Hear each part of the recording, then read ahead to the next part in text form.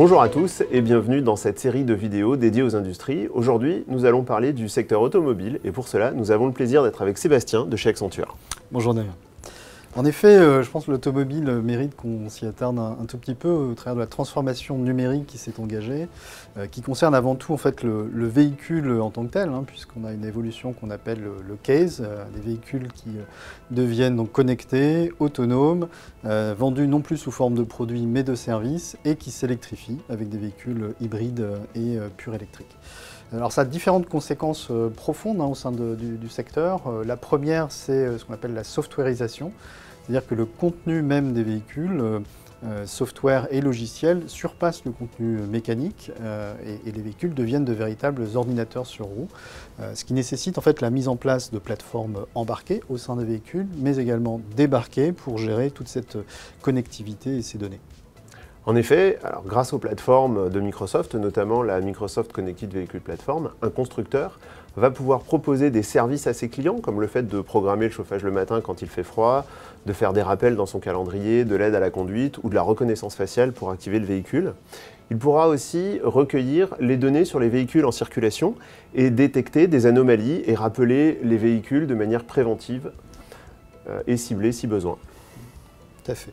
Alors peut-être une deuxième conséquence majeure, c'est un basculement réel vers la sustainability.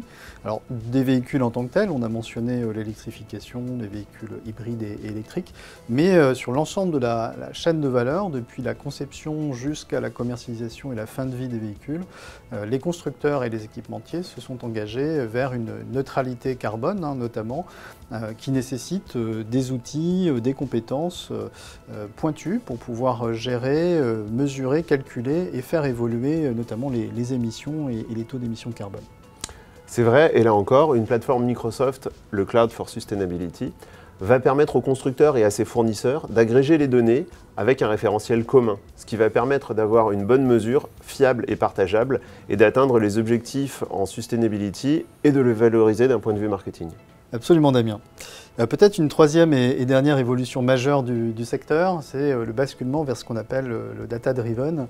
Cette connectivité et l'autonomie des véhicules engendrent et génèrent une masse de données considérable qu'il faut pouvoir exploiter, structurer de manière à pouvoir produire un certain nombre de nouveaux services et monétiser cette donnée, ce qui nécessite en fait des nouveaux outils, compétences et là encore des plateformes de data analytics.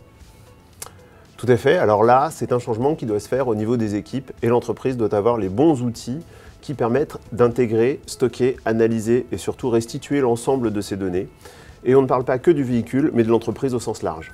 Aujourd'hui, il est possible de modéliser et simuler des futurs business models et de prendre les décisions adaptées.